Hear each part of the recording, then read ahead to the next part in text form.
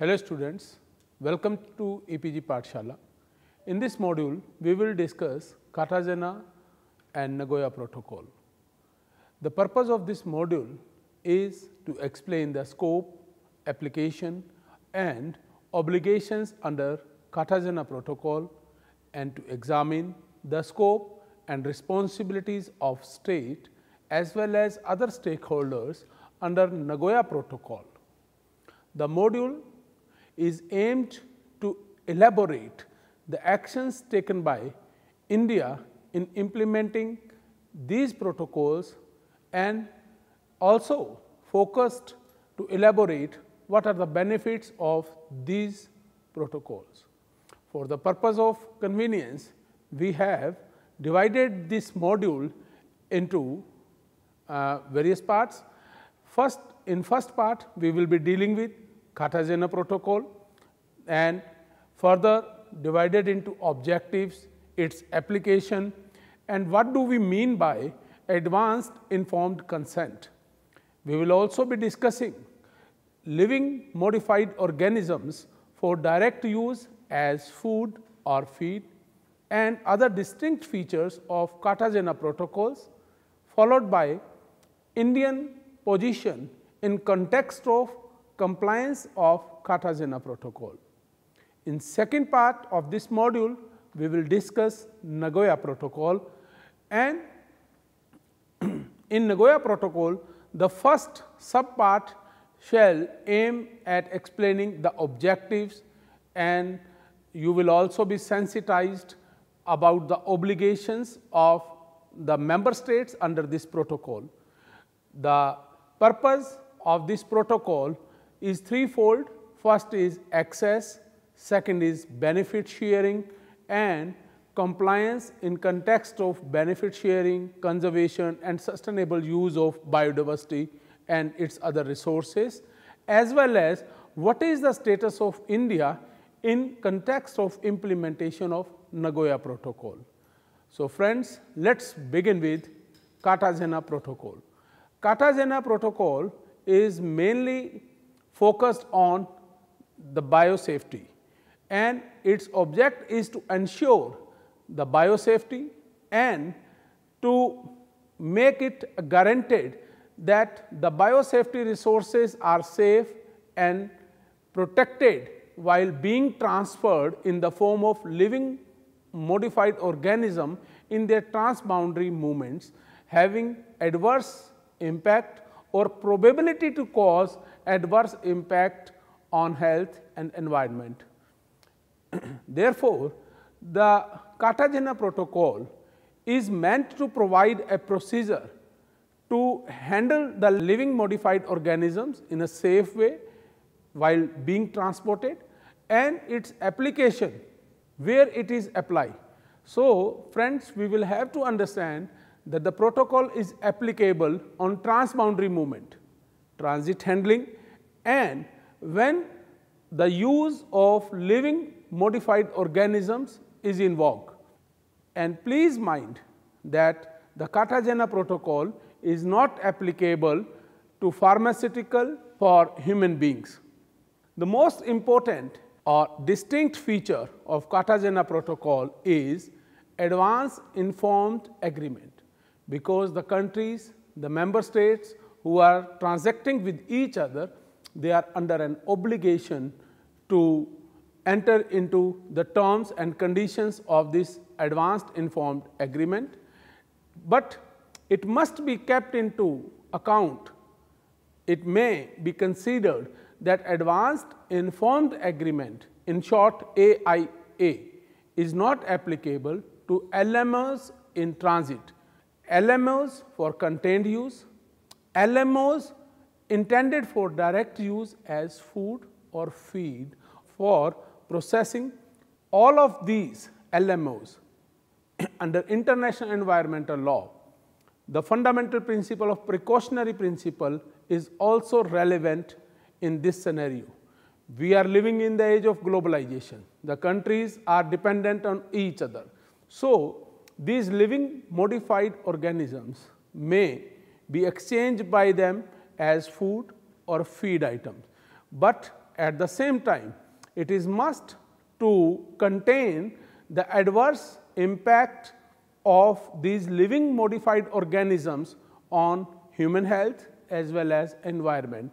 So, the purpose of Cartagena Protocol is to ensure that all the precautions are taken and human and the adverse impact on human health as well as environment containing the biodiversity is minimized. So, the purpose of Cartagena Protocol is to ensure the resilience and adaptive potential of our natural resources is judiciously utilized and the adverse effects are minimized. So far as advanced informed agreement is concerned, it has a very comprehensive procedure under Cartagena Protocol. And in its this comprehensive procedure, there are various steps. The parties are expected to notify, they are under some legal obligations that can be ratified and put in the course of implementation through bilateral or multilateral agreements. So, the parties are under an obligation to notify in writing. The party which is exporting, that has to notify to the party who is importing the name, address and contact details of the exporter as well as importer. And in addition to it, the notification should also contain the name and identity of the living modified organism, and it should also be specifically mentioned what is the expected date or the duration when these living modified organisms should be put in the course of transboundary movement, and the taxonomic status in terms of their common name, the point of collection, the acquisition and the characteristics of recipient organism or parental organism related to biosafety, centers of origin and centers of genetic diversity. All these must be specifically stated in that notification. Apart from this, the protocol also implies that the centers of genetic diversity, if these are known, particularly in context of the recipient organism and or the parental organism, their taxonomic status, their common name, the point of collection or acquisition and characteristics of the donor organism need to be detailed in that notification.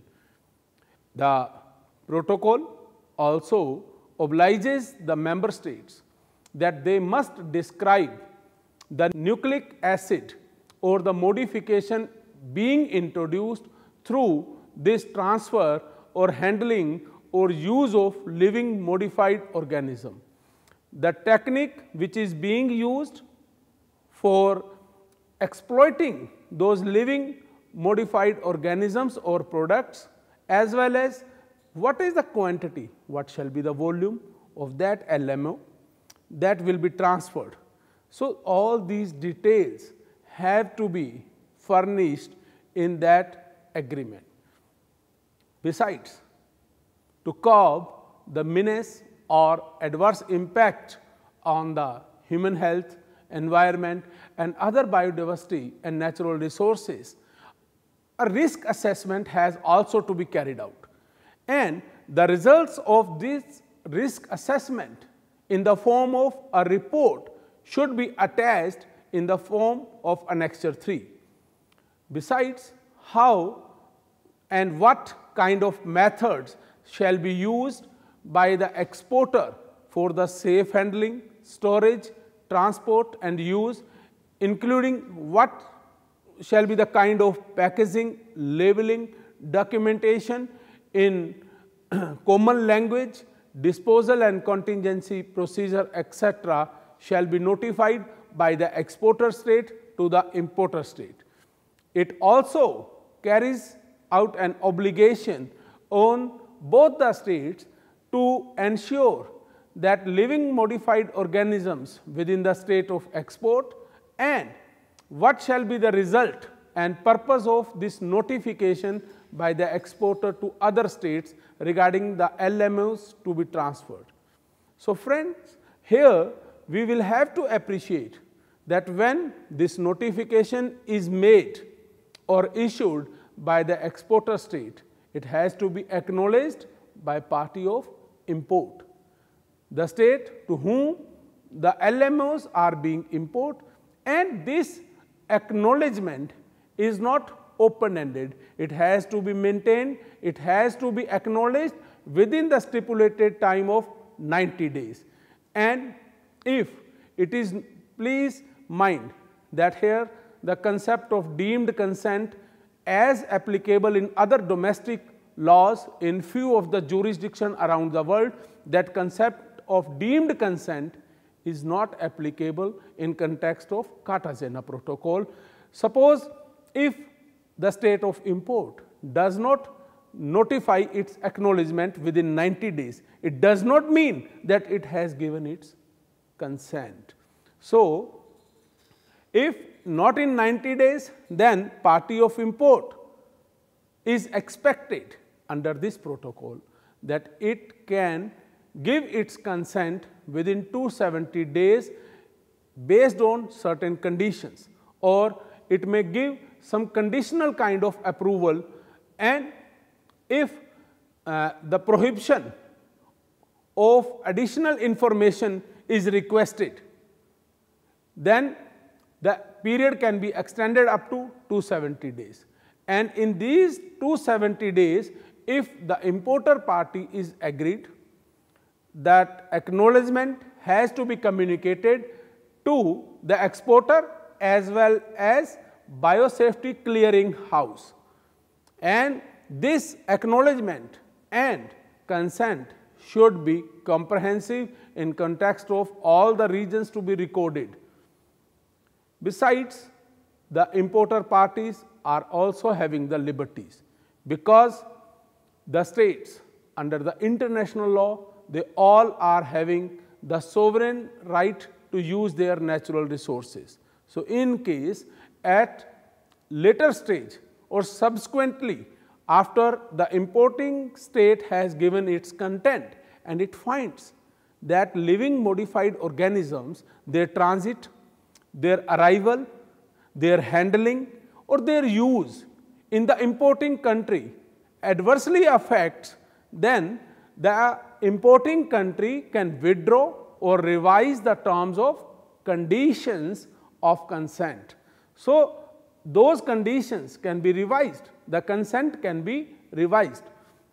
And the next point where Cartagena Protocol is applicable, it is applicable in context of living modified organism. Those are used for as food or feed and processing simplified procedure. So, here the party which allows the domestic use of living modified organism, it has to intimate to the biosafety clearing houses of the countries also. So, the name and the contact details of the applicant for a decision for domestic use, the name and contact details of the authority which is responsible under the agreement, and what is the decision. So, the decision shall be comprehensive and reasoned. Then it shall also include name and identity and taxonomic status of the LMO, coupled with what is the gene composition and gene modification, and what is the technique that would be put in the course of use, and the resulting characteristics of the living modified organisms. The consent and the acknowledgement should also include the unique identification of the LMO, the taxonomic status as I had already discussed, and the common name which is in vogue in both the countries, exporting country as well as importing country, and what shall be the point of collection and acquisition, characteristics of recipient organism, means all those details which we had discussed that exporting country has to notify in agreement, those details should also be in the consent, and a description of the habitats where the organism may persist or proliferate, taxonomic status, common name, point of collection or acquisition, and the characteristics of the donor organism or organisms related to biosafety.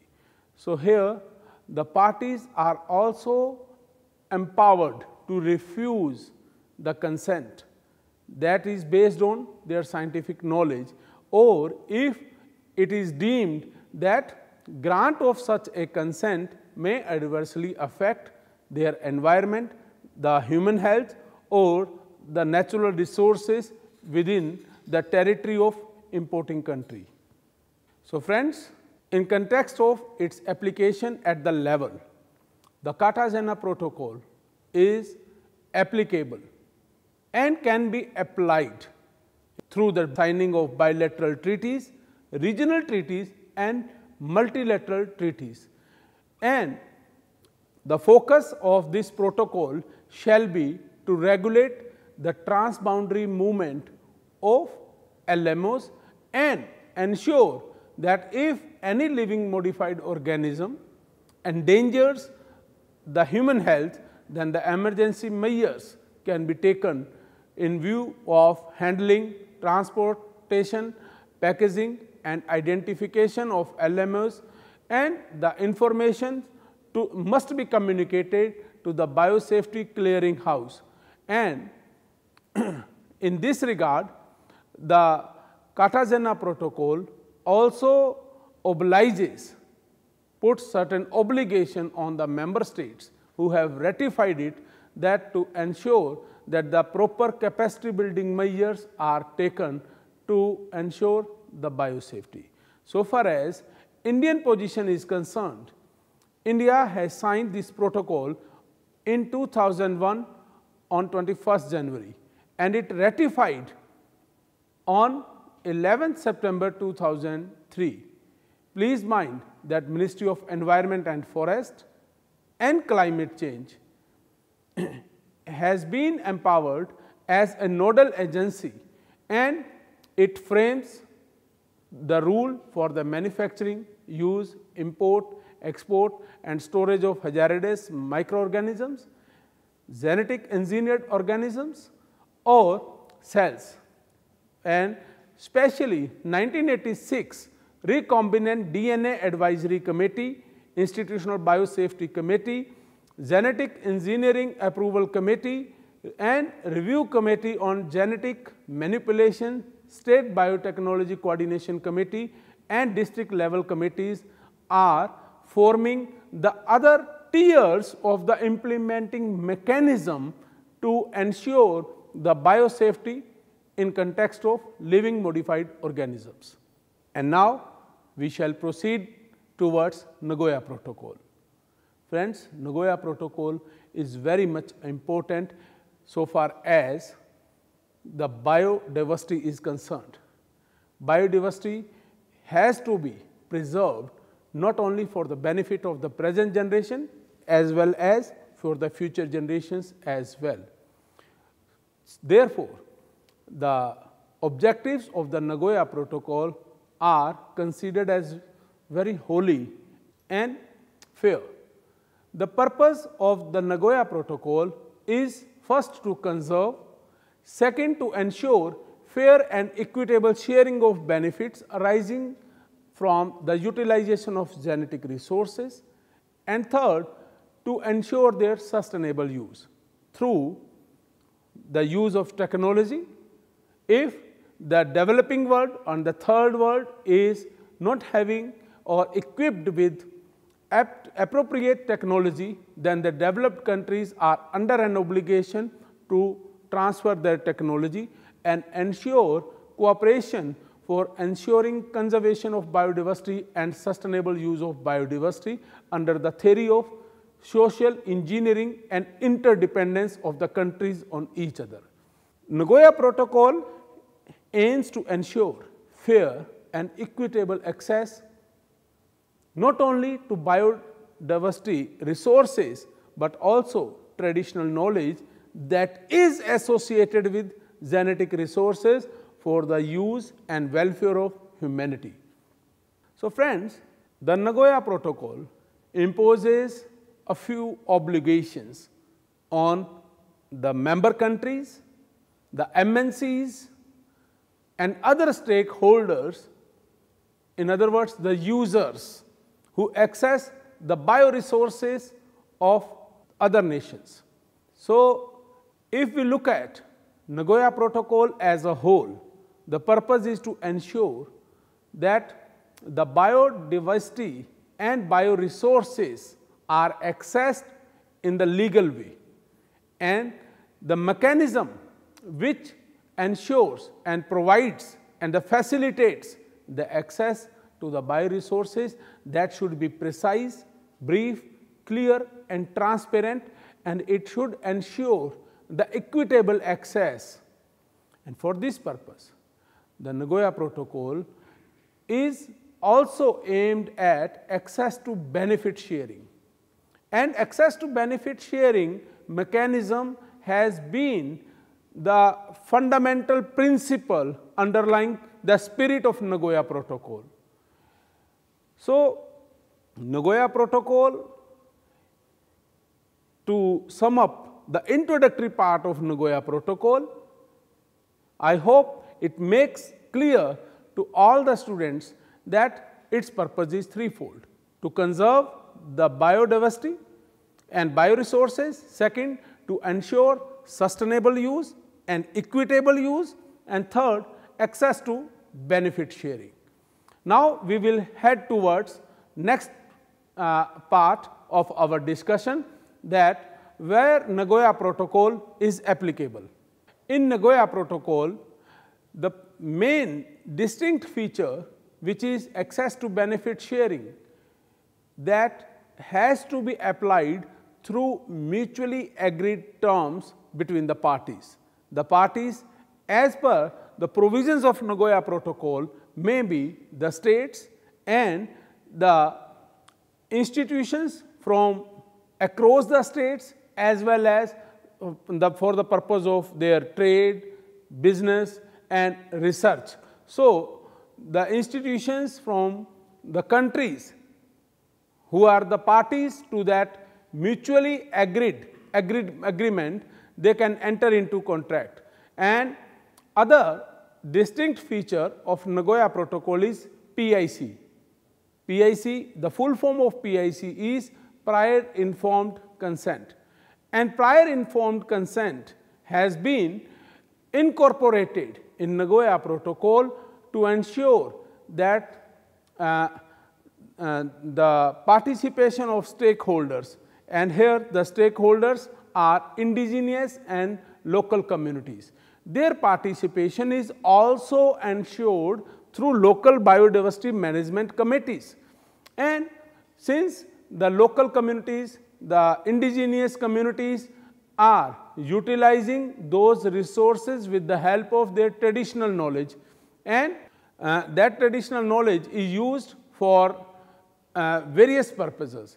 Therefore, the principle of prior and informed consent ensures the involvement of the stakeholders, and it encourages and promotes the research in biodiversity, particularly in developing countries, so as to ensure that the bioresources, biodiversity, natural resources are conserved and best possible judicious use is put in practice.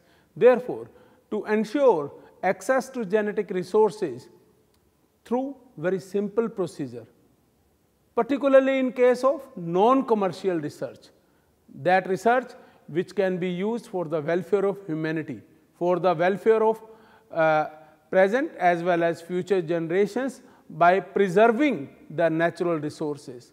and even through research, the best possible and judicious use of natural resources has been made possible with the contribution of researchers and scientists. Therefore, Nagoya Protocol is focused to ensure that the arrangements for dealing with immediate or imminent emergencies which threaten any species of plants or living organisms is curbed. Therefore, Nagoya Protocol is a very significant step to conserve the biodiversity and genetic resources for providing appropriate food and agriculture.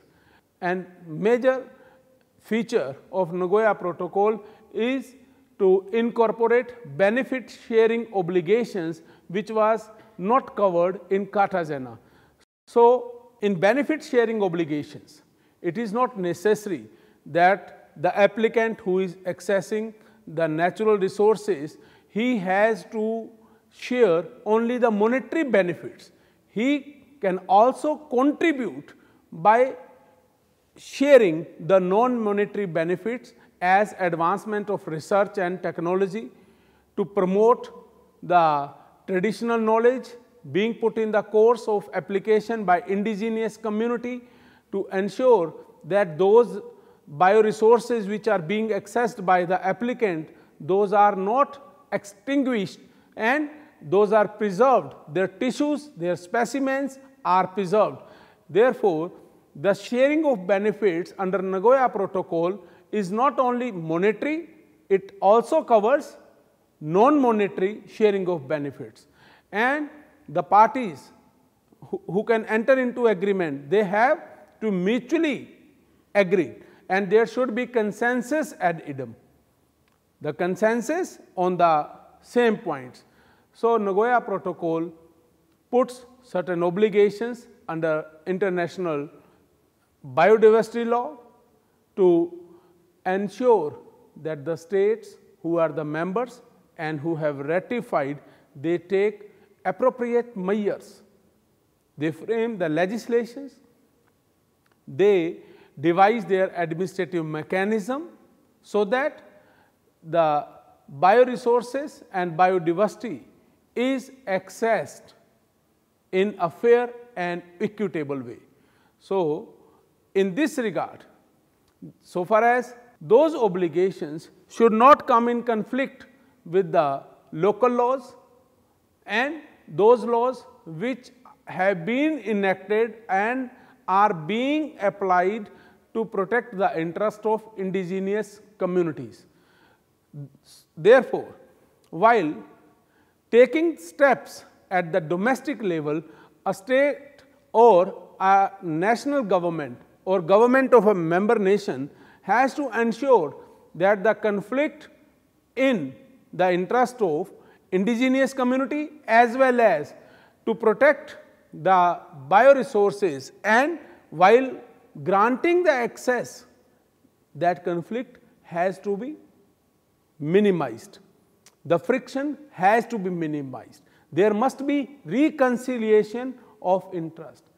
So, friction has to be minimized and conservation, sustainable use of these resources has to be maximized.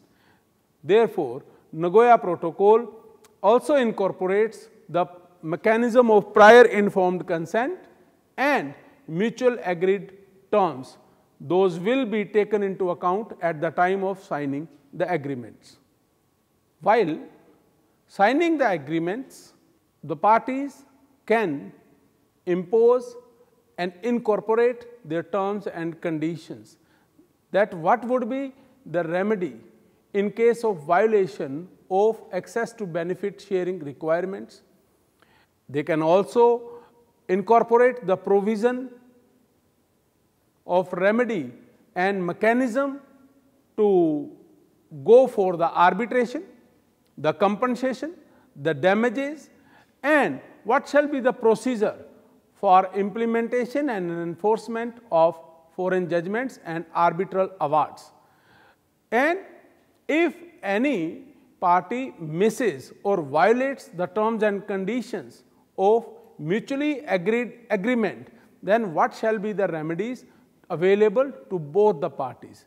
Besides, the protocol also imposes a condition on both the parties that how to develop the mechanism for monitoring and what are the methods to ensure transparency so far as utilization of genetic resources, including establishment and designation of checkpoints from where the information relating to prior informed consent and other things can be collected or received.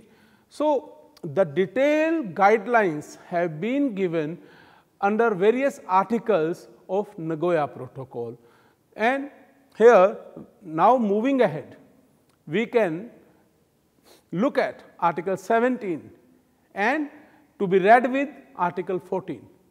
It imposes an obligation on the member states that they should establish an ABS clearing house.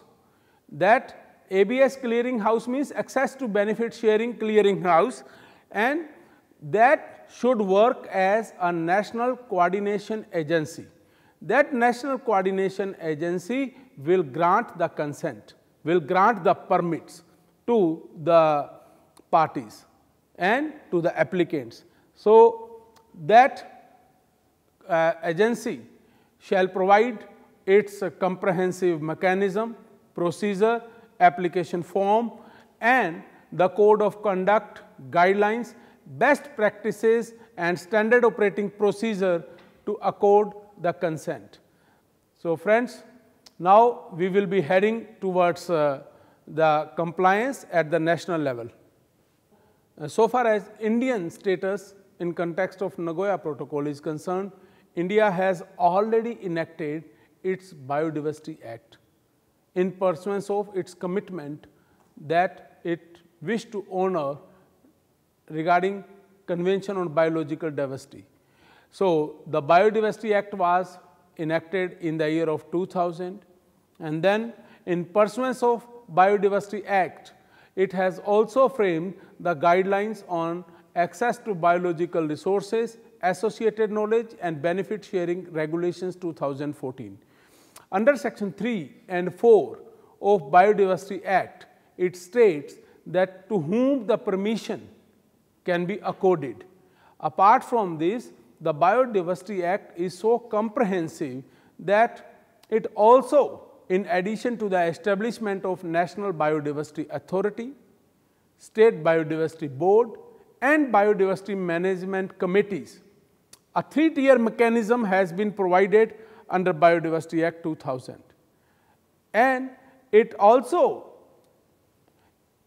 obliges the National Biodiversity Authority to go and encourage, sensitize for the stakeholders and organize more capacity building programs so that the conservation, the sustainable and judicious use of bioresources, biodiversity can be ensured. And the third feature of Biodiversity Act is to ensure the access to benefit sharing. So, friends, in this way, the Biodiversity Act is so comprehensive that it has been framed in consonance with the obligations framed under the Nagoya Protocol, and both are in synchronization with each other.